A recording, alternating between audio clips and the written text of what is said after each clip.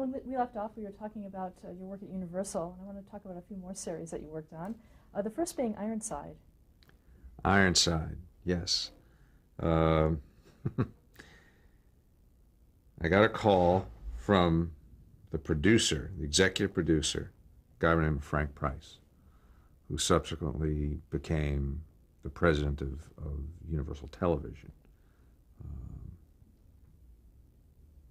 And he said, we've made this new series with Raymond Burr, and we shot the first 6 episodes, and after, assembling them and editing and this and that, they're all anywhere from, say 4 to 6 minutes short. And so I want to sit you down in a room, because this is the kind of stuff I was doing. And, it was like, spot work, whatever they needed, So I want to sit you down in a screening room, and you look at all these episodes, and then, we'll sort of write additional material for it. I said, okay. So he sat me down in a room, and I spent, 4 or 5 hours watching these episodes. And he came back into the room at the end of the time and said, so, what did you think? This was a show that hadn't gone on the air yet. And I said, well, smart ass that I was, I said, I can certainly do this, but I don't know what you want to do it for all 6 of them, because I don't know if this show's going to last that long. Oh, God. And Frank gave me that sort of very frosty look of his. Anyway, so I wound up doing that, sure. But I got off on the wrong foot there with Frank, and I think we never got back on a right foot. He didn't like me, which is one of the reasons I finally left Universal in 1978, because I had to go. It just wasn't in their plans, in a lot of ways, because I really do think that for all kinds of reasons, Frank Price was not a booster of mine. But that was my limited experience with Ironside. Did you get a chance to meet Raymond Burr? Oh, sure. Sure, he's a very nice guy. Very nice guy. I remember having lunch with Raymond one time at Musso Frank's in Hollywood. And I don't remember if it was in conjunction with that chore that I was doing. It may have been, or something else a little further down the line. That I don't remember. In the early 70s, you also worked on the Columbo movies. How did that come about for you? Columbo. Dick Levinson and Bill Link, who are the creators of Columbo, had gotten the show sold to NBC as part of this wheel of shows called the NBC Mystery Movie. And it was all produced by Universal. It was Columbo and McMillan and Wife and McLeod. I think those are the 3. And they were looking for writers. I think each show was going to make 7 or 8 90-minute episodes, and combined it would be a season of television. Maybe it was 8 apiece, I think. So I got a call from Dick Irving. Dick Irving, Steve. And he told me about Columbo, and he said, the guys want to meet me. And I said, Dick, it's a mystery show. I said, I don't know anything about mystery writing. It's a mystery. I don't have a clue about that stuff. He said, do it. It's going to be great. It'll be fine. Because I'd actually been laid off. This was in 1971. And I'd been laid off for like 6 or 8 weeks, which is what they always did at Universal. The second the TV season was over, if you didn't have anything specific to do, boom, they laid you off, because all their contracts were like for 40 out of 52 weeks. So I was just sort of sitting home twiddling my thumbs, looking to try to get a freelance assignment here and there. In fact, I did get a freelance assignment for Room 222.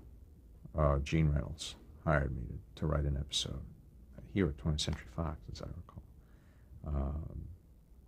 Anyway, he said, no, this is good, you'll do this, and go meet the guys. So I went to meet Dick and Bill, who were just the most amazing guys I'd ever met. You know, they were polar opposites. Dick was, you know, tall and energized, and you know, his leg was always going a mile a minute, and he talked like a machine gun, and you know, he was just firing all the time, and Link would just sort of sit there and smoke a cigar and just throw little zingers at you. But they were brilliant. They were just a great team. And they told me what they were doing, and they just said, come on, you'll work with us. How do they describe the show to you? As what it was. I mean, first of all, they had the pilot, so I was able to look at the pilot for Columbo. It was a movie that they had written called Prescription Murder.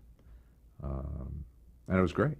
You know, Peter Falk, who had not been their choice for the role. They wanted Bing Crosby to be Columbo. And for one reason or another, either Bing Crosby wasn't available or wasn't interested, whatever it was. And Universal kind of made them do it with Peter because they owed Peter a movie commitment somehow, you know. So that's sort of how that all came about. And, you know, I just said, well, okay, hell, I'll do this. You guys want me to do it, I'll do it. And, you know, that show put me on the map. It was a remarkable experience. I mean, I didn't know anything about that kind of writing. You know, the intricate plotting of Columbo that Bill and Dick were masters at, just masters at. You know, and they'd plot these damn things out and say, okay, here, go write it. Okay, you know, and then I'd write a script, and then they'd rewrite it. And the first one I ever wrote, called Murder by the Book, was directed by Steven Spielberg, who was a kid at Universal at the time, as was I. And you know, we were great pals. We'd go to lunch at Art's Deli every day and, you know, talk about what we were doing and what we wanted to do, and he was doing this Columbo, and I mean, we just had a great time. And that episode got nominated for an Emmy. In the first year of Columbo, I think there were only 3 writing nominations in the writing category, and all of them were Columbo's. And one of them was mine. I say mine, you know. Bill and Dick, of course, had their thumbprints all over every word of it. One of theirs that they had written, and one written by a guy named Jackson Gillis, who was an old mystery writer and a terrific guy. And Dick Levinson schmucked me. He kept saying to me, oh, you're going to win this, because yours is the best one. Yours is the best, you're going to win it. There's no question you're going to win it. You're going to win it. It's the best one. And actually, I think it was the best one. It just happened to have my name on it, you know. But, oh, you're going to win it. You're going to win it. So, I mean, this is 1971. So I went out and I bought a tuxedo. It was blue denim. So 1971, this is really blue denim with, you know, blue velvet lapels. Oh, Christ. So, and of course they won. They won, as they should, because it was their show. They created it, and so no one was going to give, you know, some little pisher like me an Emmy. And I was devastated. I just thought, you know, that son of a bitch, he conned me into thinking I was going to win it. But they were great. They were. In fact, Levinson and I became really, really close, dear friends, and he was a very important person in my life. He was such a booster of mine. You know, when I remember sending him the script of Hill Street Blues to read, and he just went berserk over it. He said, it's the best thing I've ever read. You know, this is an amazing piece of work. You know, you guys have just done something utterly fresh and different. I mean, he couldn't have been more supportive. He was just wonderful. And his premature death was a terrible, terrible shock. Terrible shock. What was the most important thing you learned from him? Don't smoke. Don't eat beef every day of your life, and exercise. One year, I conned Levinson into coming over to Hawaii for a vacation, because that's where I and my family would go every year. So he very reluctantly said, because Dick's idea of fun was going to New York and going to the theater and eating out every night. And Dick ate like all he would eat was steak and hamburger, beef and butter and mashed potatoes, and he smoked like a fish, you know. And I played tennis with him once. I thought, you know, he would just stand there like a lump. I mean, he just wasn't athletic. It was like Dick Levinson was a head. He was just this amazing head with this body hanging out from under it, you know. So he decides he's going to come over to Hawaii, you know, with his wife and daughter, Chrissy. So I'm already there with some pals and my family for a few days, and we're hanging out by the beach bar. And I look off in the distance, and I see this guy sort of galumphing in the sand, you know. And he looked like a German tourist. He was wearing, I mean, he was the whitest thing. He was like a fish. He was like a white fish, you know. And he was sort of wearing shorts and brown socks and sandals, and he had a floppy hat. He just looked absurd, you know, kind of clumping down the beach. My friend Gareth Wooten looks and says, "Is that Levinson?" And I said, "Yeah, I think that's Levinson." He says to me, "Is he wearing wrinkled tights?" This was his legs. It was just his legs, you know. The guy had never done a lick exercise in his life. He lasted 48 hours at this place. He just couldn't stand it. I mean, after one day there, he was making plans to get out. And he said to me, he says, "They ought to send the terminally ill to the Mauna Kea here." I said, "Well, what do you mean?" He says, "Because every day is like a month." And he was gone. He was gone the next day. That was Levinson. I loved him. He was great. What did you learn about writing for a specific character? God.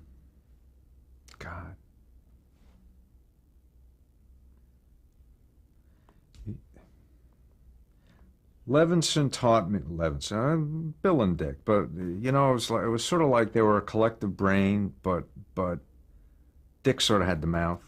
So, you know, I always say Dick this, Dick that, Dick taught me this, but it really was both of them. But, you know, they taught me so much about structure, you know, and how to drive a story. But they also taught me some marvelous lessons about character, you know, and how the story serves the character, and of course, because I was a young writer and prone to, you know, a lot of the sort of overwriting that young writers indulge in.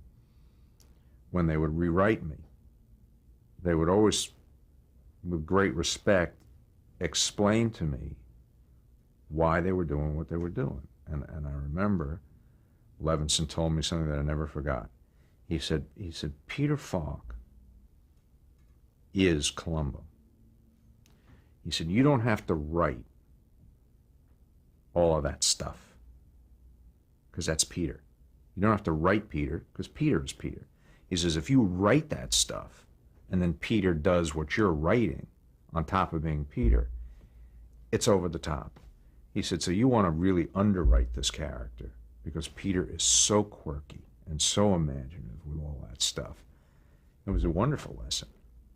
letting the actor fill the role, and not being such a control freak about,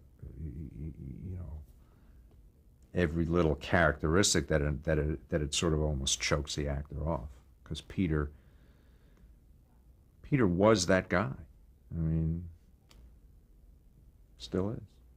Did you ever talk to him about what you were writing? Peter? Sure, constantly. Peter Fogg was such a great guy.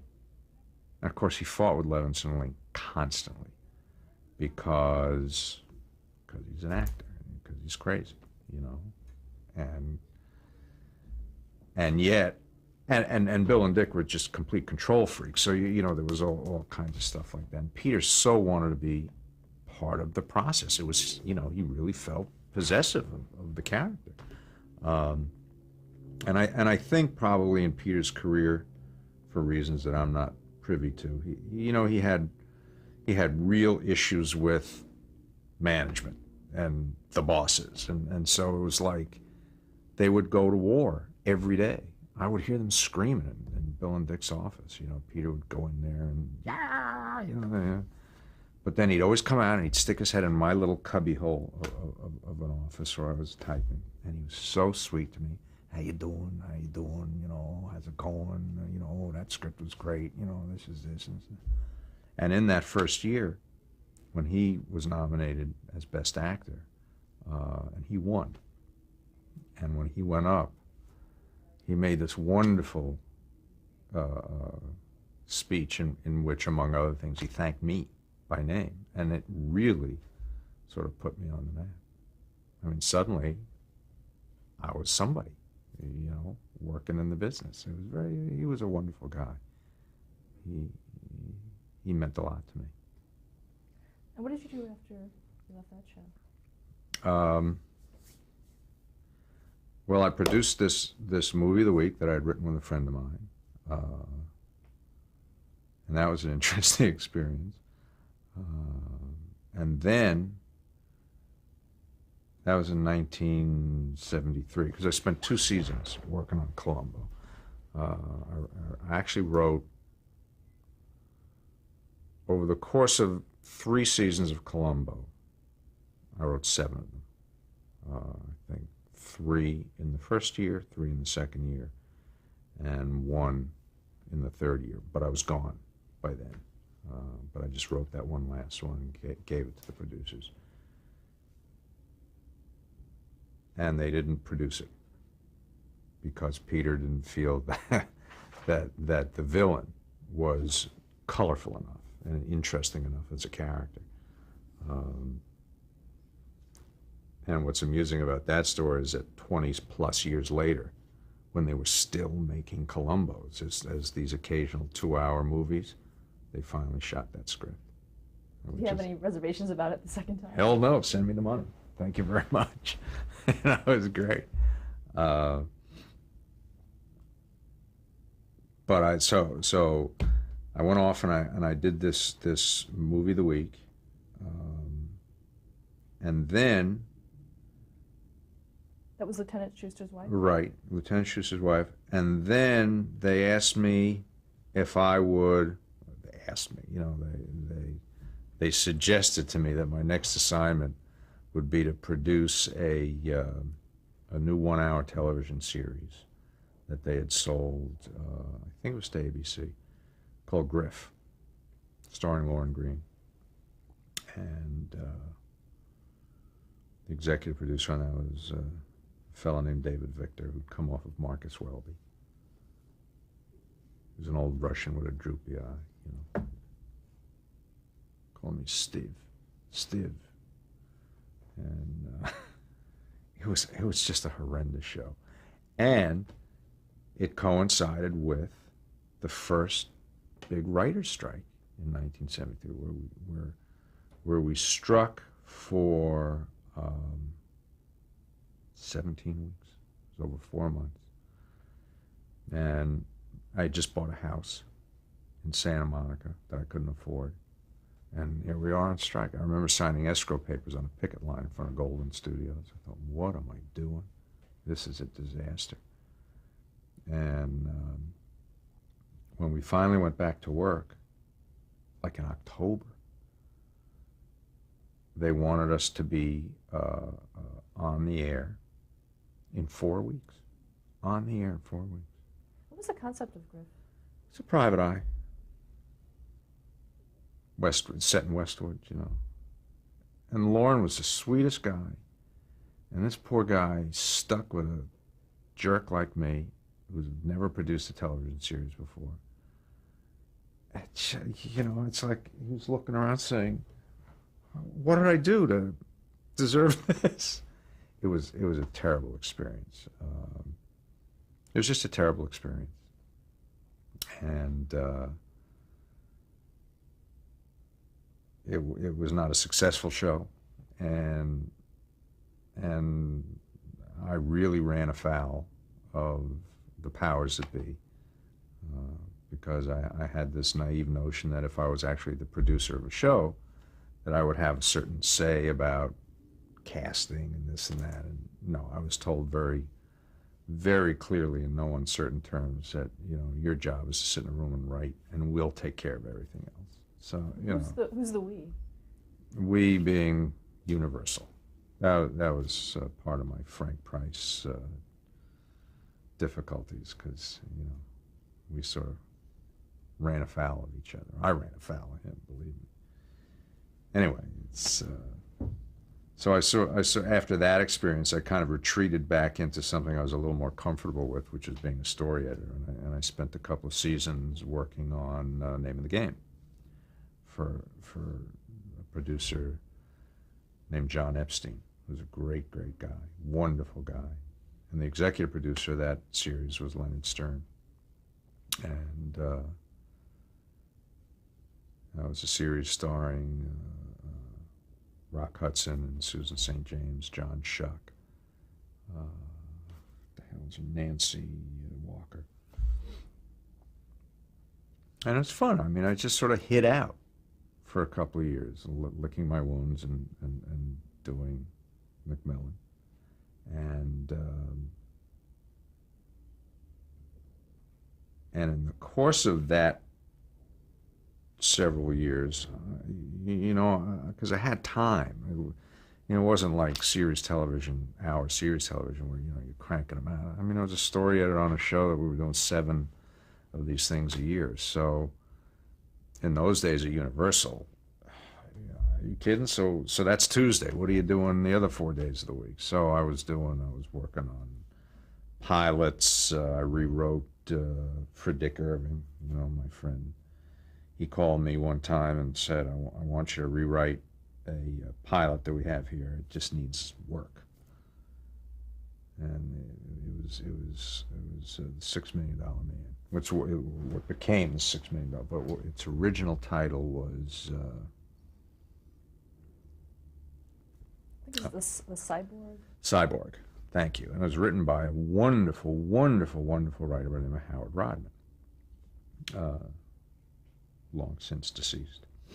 And I read the script and I thought, wow, this is terrific. This is a great script. So I called Dick Irving and I said, I can't. You know, I was remembering my Rod Serling experience. I said, I can't rewrite this. This is terrific. I mean, what could I do to make this better than it is? He said, well, it's you know, it's just, it needs this and it needs that, and Howard doesn't want to work on it anymore. And I said, I don't want to do it. I wouldn't want to offend Howard Rodman, who was a very well-known writer.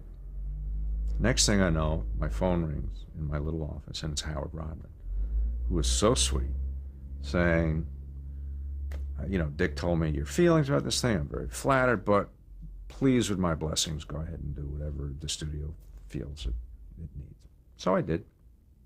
And that's how I got to work with Harv Bennett, you know, who was the executive producer on it. And Howard Rodman, fade out, fade in, when we were doing Hill Street Blues, would call me every Friday morning to tell me how much he loved the episode the night before. He was just a wonderful guy, and famous for his volatile nature and his temper tantrums and everything, which I never saw a trace of, you know. So I did that little job for Harv, and then Harv wanted me to do The Invisible Man pilot with him, so I did that, starring David McCallum. That was fun. And then somewhere in the course of that period of time, because now it's like 1975-6, Bill Sackheim, who was a wonderful writer-producer at the studio, asked me to get involved with the television series that he was doing called Del Vecchio with Judd Hirsch. And so I was still on Macmillan and Wife, and so I went to Frank Price to tell him that I wanted to go work on Del Vecchio, and he said he would let me go work on Del Vecchio if I replaced myself on Macmillan and Wife. So I did. You know, I got this guy Howard Burke, who's a really good writer who'd written a bunch of episodes for us, and he took over my job on Macmillan, and I went off to work with Bill on Del Vecchio, and that was probably in the course of a year. That was probably the most intensive growth period for me as a writer that I'd ever had, because Billy was an extraordinary teacher. He taught me more about telling a story and enriching a character and complicating an environment than anyone had ever taught me before. I mean, it was scary when I first started working for him to realize how much I didn't know. So I remember when we finally got the first script from a freelance writer on Del Vecchio.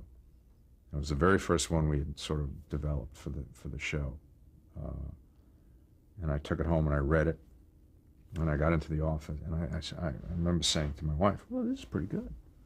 This is good. This is going to be all right here, you know. And I got to the office the next morning, my phone was ringing, the lights blinking. Pick it up, and it's Sackheim, and he says to me, what did you think? What did you think? I said, Billy, I said, I thought this was pretty good. He said, this is a piece of shit. This is terrible. Get over here right now. Oh, my God. So now I go over to his office, and he's pacing around. Billy was also one with the leg is always going like this, you know, and pacing around. I said, this is no good. It stinks. It's terrible. We got to get out of town. And in the course of like 3 or 4 or 5 hours, he completely rewired this thing, tore it all apart, and put the pieces back together. And I left his office thinking to myself, I'm screwed. I can't do this. I mean, how did he...